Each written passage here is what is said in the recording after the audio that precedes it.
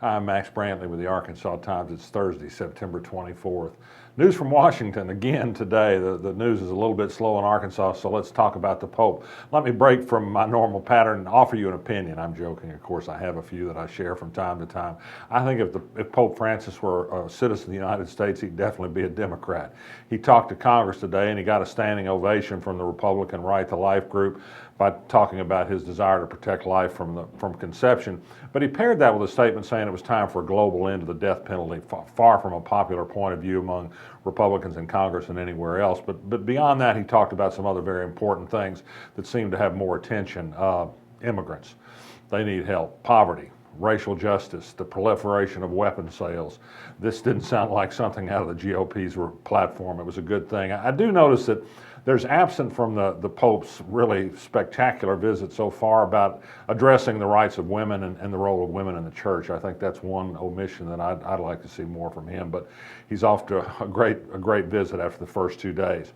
News today on the Arkansas blog that I dug up about Skyboxes, the fancy suites at Razorback Stadium in Fayetteville. Been some renovation work done that expands the reach of the university's own Skyboxes. I was told that it was at the insistence of John Goodson, a trustee who wants to be able to mingle more with his wife, who's a candidate for Supreme Court. UA President Donald Bobbitt said he did consult Goodson, but this was something he wanted to see done to promote more interchange between the UA system and the UA Chancellor's box, and also to cut down catering costs. Well, maybe so, but I do know John Goodson and his wife were in the boxes talking to people. She was campaigning, and her campaign organization was campaigning during the first 2 Razorback games. There are a lot of high-dollar visitors there, so high-dollar, in fact, that the University of Arkansas won't reveal who some of the visitors were. They say it would violate their competitive advantage on fundraising should they tell the world who were getting free tickets to the Skyboxes. Kind of silly from my point of view, but the UA likes to operate in secrecy when it can. A bigger question by John Goodson really is bubbling, and that is the amount of influence he's accrued over the state Supreme Court, not just through his wife, but through campaign contributions from him and other lawyers like him who he's friends with, who practice the very lucrative class action lawsuit trade. They've given money to several of the sitting members of the Supreme Court, paid off campaign debts for Joe Hart and Karen Baker, made a big contribution to Rhonda Wood, speculated that there's something behind the successful candidacy of Robin Wynn. This eventually is going to be a big issue in this race, much more so than Skyboxes, I think. Interesting story in the Democrat Gazette this morning on something that Arkansas Business wrote about originally, and I'd also written about 2 weeks ago, and that is that the bankers who were providing construction financing for the Little Rock Technology Park development wouldn't allow the Arkansas Federal Credit Union to participate in the lenders consortium that's financing that. It's to play out a political dispute with the credit unions. Without getting in, the credit union has now gone to the Little Rock City Board to complain about being treated unfairly.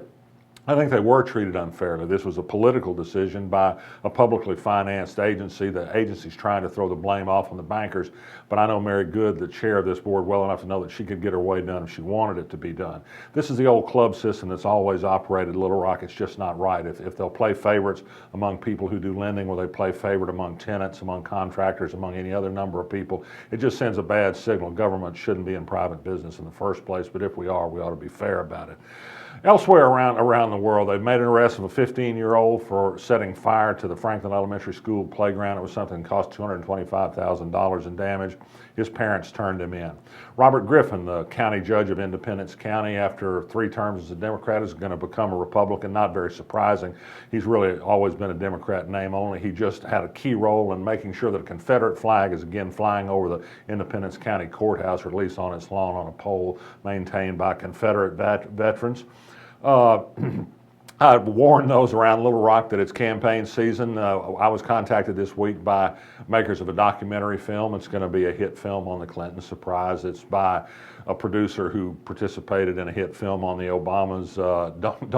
Don't be looking for a tribute to our former governor and former first lady from this group. But their last bit of film on Obama was successful and made a lot of money, and I guess that's the main thing. And speaking of money, the TLC, the cable channel owned by Discovery, has announced that they're going to do a couple more features on Duggars, 2 Duggar daughters, not the whole Duggar family, certainly not the Josh Duggar, who's been involved in the sex abuse scandal, and perhaps not Jim, Bob, and Michelle, who've had some problems of their own, but the photogenic daughters may have their own show. TLC made a ton of money off the Duggars. They want to keep that money going. Of course, some of the Duggars would like to see the money going too. Will this be viewed by viewers as an acceptable way for the Duggars to get back on the gravy train? I guess the ratings will tell. I'm Max Brantley. I'll be back tomorrow.